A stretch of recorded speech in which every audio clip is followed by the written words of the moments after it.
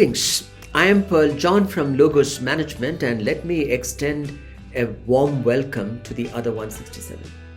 I'm delighted that you could join me today as we continue the series Dare to be a Daniel in the Corporate Den and draw those life-impacting lessons from the life of Daniel.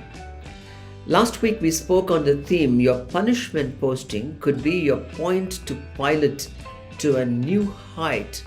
And we said, 1, your plight will bring discomfort to the powerful. 2, your prayers will be answered by the all-powerful. And 3, your provision to sustain has been made. This week we move on to the 9th and the final part of the series. Promotion and prominence awaits you as you progress beyond torment. Promotion and prominence awaits you as you progress beyond torment. In Daniel chapter 6 and verse 23 says, the king was exceedingly glad for Daniel, and he commanded that he should be brought out of the den. So Daniel was taken out of the den, and they found no injury whatever on him. Why? Because he believed in his God. The torment Daniel went through in the lion's den was perhaps unimaginable. The smell of animals, the dungeon without lights, and being branded as an outlaw to the external world were a difficult pill to swallow. However, post his vindication, the scenario changes completely and he is honored beyond comparison. Here below are 3 distinctions that are guaranteed for the overcomers. 1, your innocence will be established. Your innocence will be established. The most damaging issue for anyone on a punishment posting is the establishment of innocence. The pregnant question that takes rounds and often spoken of in hushed tones is he or she guilty? Invariably, each one confronted with this question comes to their own conclusions, some which are more objective and others which are rather subjective.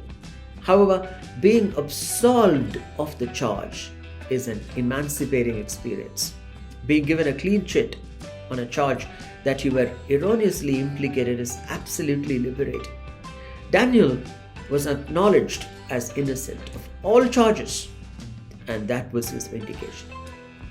His detractors were thrown into the lion's den and their fate was sealed. Not only them, but their families were also eaten up alive. That was from an emotional standpoint.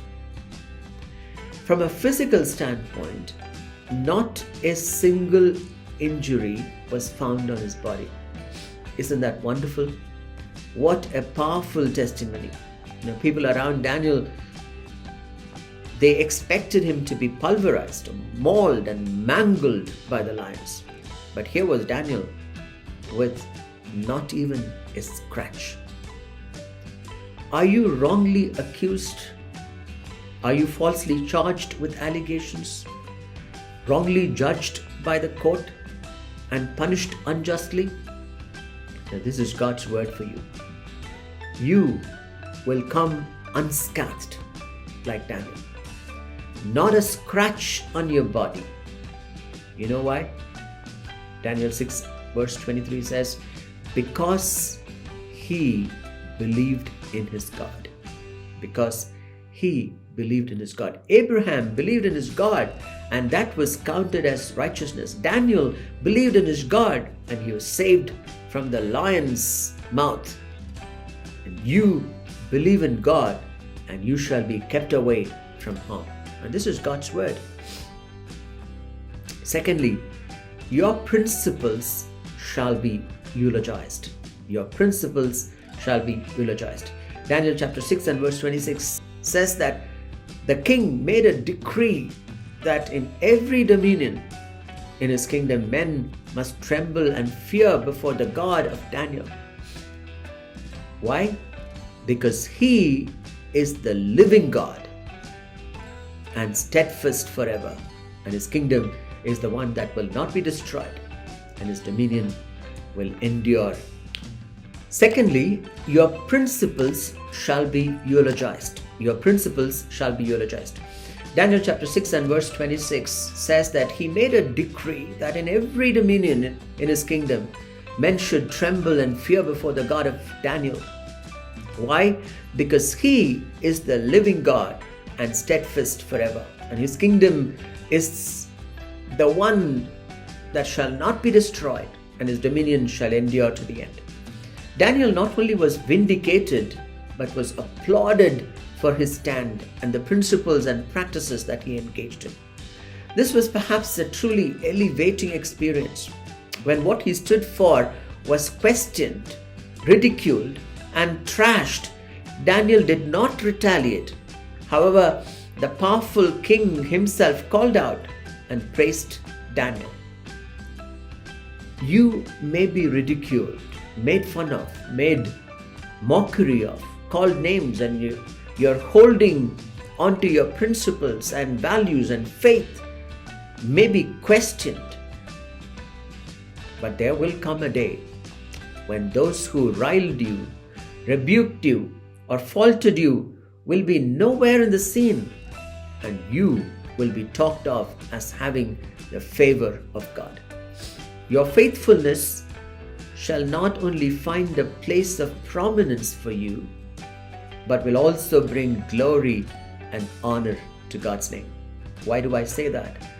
Darius made a decree that in every dominion of his kingdom, men must tremble and fear before the God of Daniel. Why? Because he is the living God. All along, Daniel's God was viewed as another God, but today that has changed. Darius addresses God as the God. The act of God in your life shall change the perceptions of people around you about your God. Darius called out and said, "He is the living God," and ordered that he be revered and worshipped. Have you allowed the God of Daniel to impact your life so strongly that others' perceptions about you and your God has changed? If not, this is an opportune time to allow God to reveal himself in such manifest ways that will show that you are secured by God. Thirdly, your prosperity is guaranteed across multiple eras. Your prosperity is guaranteed across multiple eras. Daniel chapter 6 and verse 28 says, Daniel prospered in the reign of Darius and in the reign of Cyrus the Persian. Daniel prospered not within the era of a single king, but multiple kings. His strength was evident not in one dispensation, but multiple dispensations. Thus he weathered across multiple managers and was found to be value-adding across their range. When you go through the twists and turns of life, you could either crumble and break like a reed, or like Daniel, stand tall and deliver. I like the phrasing of these words. So this Daniel prospered. Why did this Daniel prosper? We have the answer in the earlier verse, in verse 27. And it refers to God as the one who delivers and rescues, as the one who works signs and wonders, and as the one who delivered Daniel from the power of the lions. The God who delivered Daniel is the reason for the prosperity. Often we ascribe the source of prosperity to ancestral wealth, or a good job, or being well paid. But the source of prosperity is God. Do you hold him as your source of prosperity?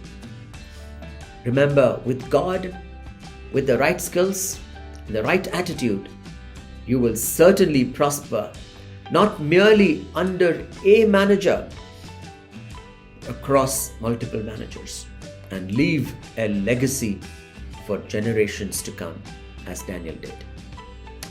This is Pearl John signing off, The Other 167. Thank you for watching The Other 167. Continue to watch and share with others and encourage them to watch as well. We meet next Friday, same time. Do tune in and be blessed.